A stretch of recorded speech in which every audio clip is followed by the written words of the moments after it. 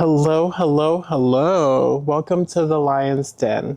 I am your host, Nana, and I have with me today Alix. What's going on, guys? How you doing? Alix and I met about a year ago. Just about, yeah. Yeah, we shot the friendship shoot. Friendship shoot, yeah. I had met him through a mutual friend, Sarah, and ever since then I had seen a bit of what he was kind of up to creatively and entrepreneur-wise. And I just thought it was like really interesting to see him break into that scene. I wondered kind of what it took, what his journey was, and I just kind of wanted to explore that today. Can you give us a brief background on what you did, how you got to that point, like just your story? My story. So, like, I'll start off with saying I grew up around like a lot of people older than me, mostly like relatives. I have one older brother, and then all my cousins were just a lot older than me. So I was just always the youngest person like in the group.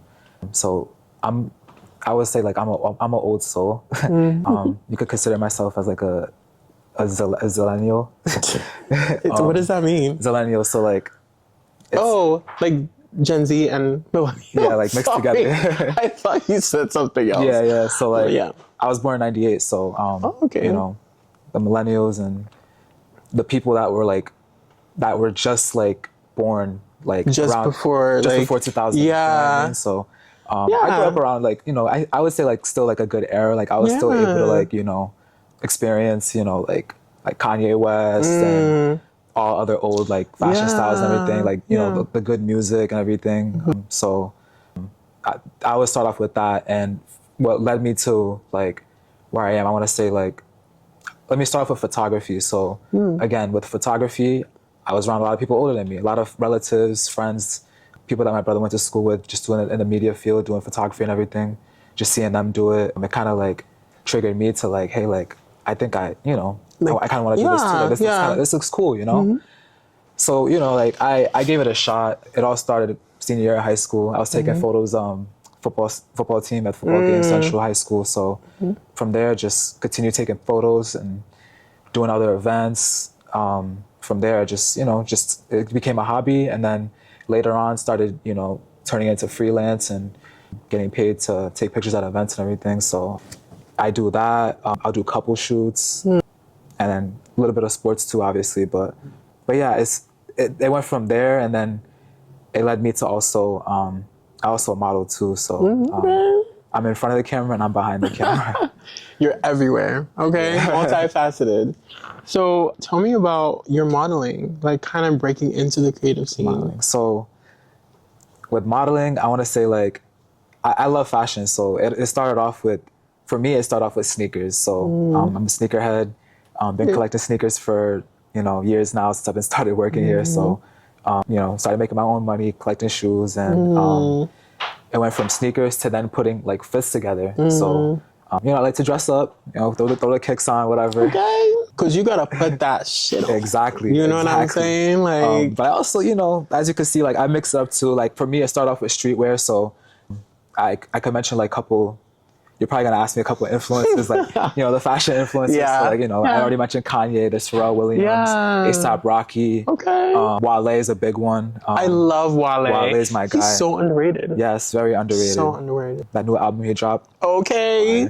But yeah, like I want to say, like as I got older, you know, I'm mixing streetwear with the preppy look. I like to be presentable, obviously. I throw on fits, not just, you know, not for anybody, but I do it for me. You know what I mean? But at the same time, like I want to be presentable. So, you know, it started off with the outfits and the sneakers, and then, you know, I just wanted to showcase that by just expressing myself and taking pictures and getting in front of the camera. So, yeah, that's what I just started doing, just taking photos, whether it's on my phone or in the studio professionally.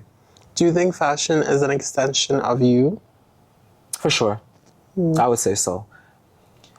I follow it. It's like I'm a student of it. You know what I mean? Like I'm still, I don't want to say like I know it all. You know what I mean? Like I don't know it all. Like I'm very down to earth, very humble. So I like to learn more about the fashion world. You know what I mean? Like, and if I was to give like anybody like a styling tip, just, you know, just stay true to yourself and be original. Just be you. Of course, you're gonna have your inspirations, your influencers, but at the same time too, like you still want to do your own thing and be creative. So I think one thing that I personally struggle with is, well, it's not a struggle.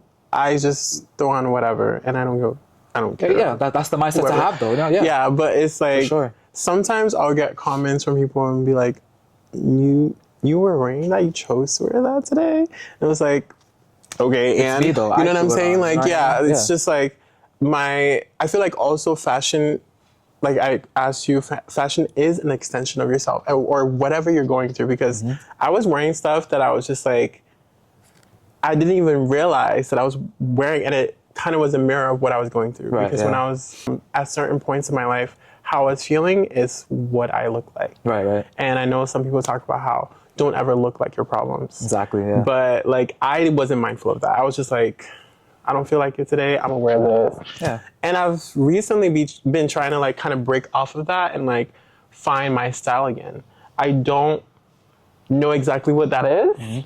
I know what I like. Of course. And I kind of want to kind of explore new avenues, new styles, new like ways. And so like, I don't know, I think I see how you present yourself. You're very clean cut, like you're very confident in what you wear and it fits nicely. And so I kind of want to gauge how you got to that point. Like, if that makes sense. To the point of like just wearing like what you wanted, being confident in that, and just like going for it, like being true to yourself, because that can be very difficult at times when you don't even know who that is. Right. You know, because people struggle with that identity, all those things. Yeah, you know, everybody got their own style. Like you're talking about now how you're trying to elevate your style and see like what it is. At the end of the day, like everybody has their own preference of what they want to wear. So you literally just go out there, take the time to go shopping, whatever catches your eye. Like if you know you like that product, just go for it. You know what I mean? If you know you like, trying to put like a fit together for a night out or whatever, a party, like just do it. You know what I mean? Like just take your time with it though. You know what I mean? Like don't.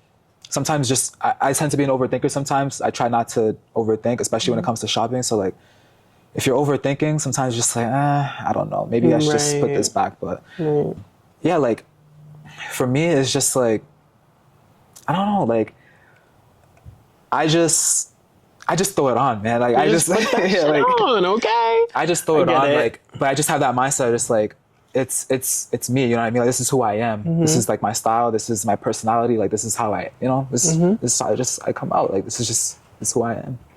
So talk to me a little bit about your creative entrepreneurial avenue, your path. Like how did you get to owning your own business or like kind of branching out into building your own brand? Like where did that come in?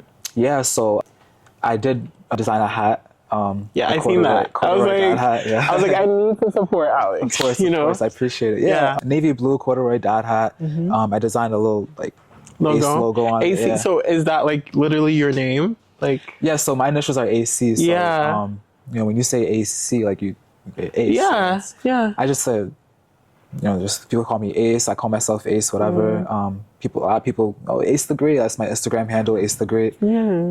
So I just wanted to keep it a little simple. Just throw it on the hat. Red and blue. Can't go wrong with that combination right there. Yeah. I just told myself like it's a new year. For somebody that's into fashion, I kind of wanted to just give it a try. You know what I mean? Like I looked at it as also a marketing strategy too. Like let me just market myself, see how this goes. Yeah.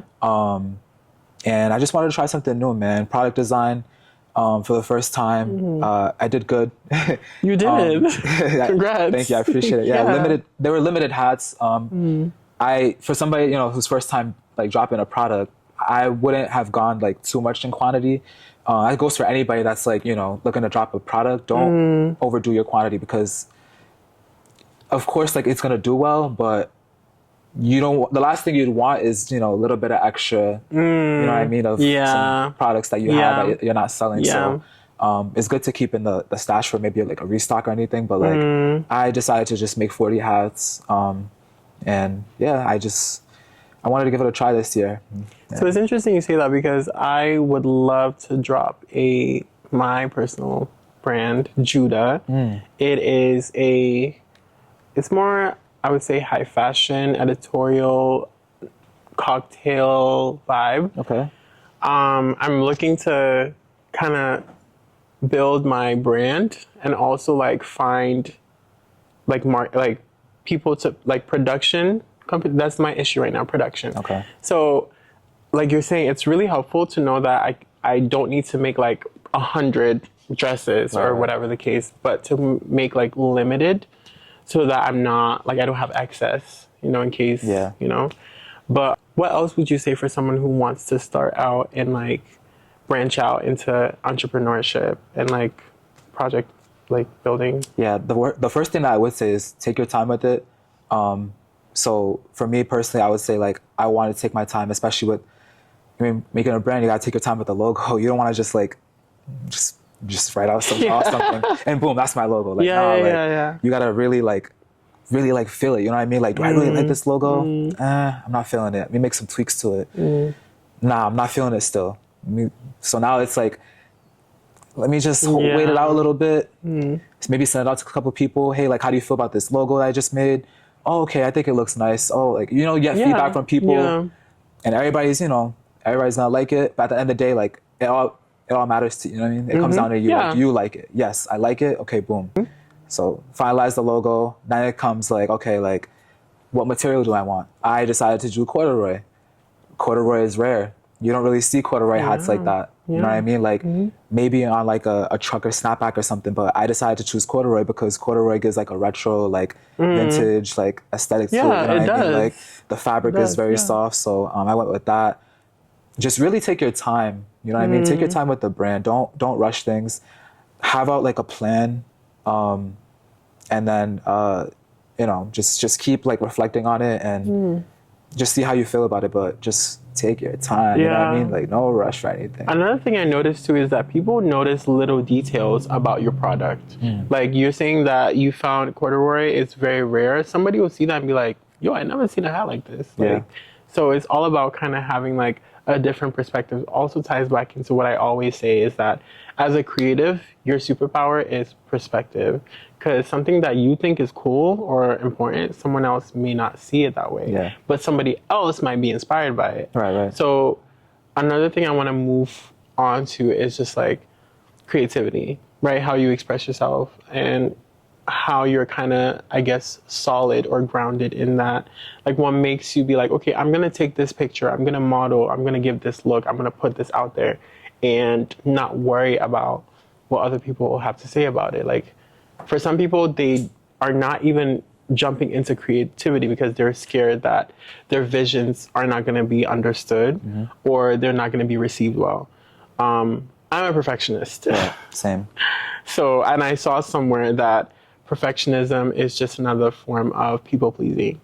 And I really struggle with that. So what would you say to perfectionists, people who are scared to like, I need to get it right or it's not good, or if it's not the biggest and brightest thing in the room, it's not important or it's not good enough.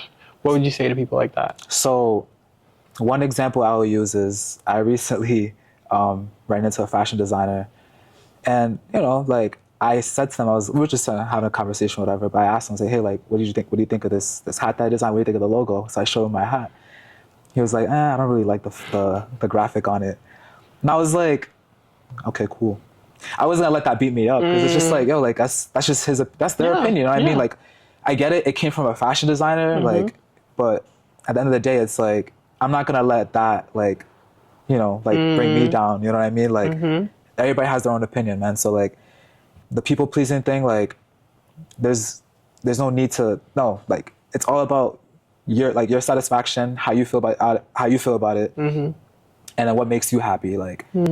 That we're not here to make to please anybody. Like, we're doing this for ourselves. You know what I mean? On it. Yeah. So, because you go to bed with that creativity. Right. Like no one's in that process with you. Right. Like, and even if they were, like, get out of here. You know what I'm saying? Like only you know what looks good. All that creativity is your creativity too. It's nobody else's, man. Like it's all you. So. Yeah. I really appreciate your time, Alix. Thank you for having me. I appreciate you, man. Is there anything else you'd like to share? I mean, you can follow me on Instagram, AcetheGreat. I share a lot of, I'm not a content creator, but You are. I do. You No, are no. a content I'll creator. consider a content creator is somebody who has stuff to share like every day, like has content every day. I'm not one to that's always like, always posting, but I mean, I'll post, but just not like all the time. Consistently. But I will have some fits to share. That's all I gotta say. So, Okay. I'm always have fits to share. I also wanted to say that, like, whatever it is that kind of, like, you have under your sleeves, like, I know you got some great things under your sleeves, but I wanted to kind of impress on you that, like, and you've already said it, don't stop being you. Because, like, when I saw you put out those hats, I was like, okay, I can do it too. Like, it kind of inspired me to be like, okay, if he's doing it, I can have a little start. Yeah. It doesn't have to be like a whole, like 50 clothes, you know what I'm saying? Right. It was just a hat and it was cool. So, like, whatever it is you got, like, I'm ready to see it. Oh, So, thank you. I appreciate that. Yeah. Stay tuned. Yeah, stay tuned, guys. Thank you for watching. Alix, thank you for being here. Thank you. I And appreciate it. I'll see y'all next week.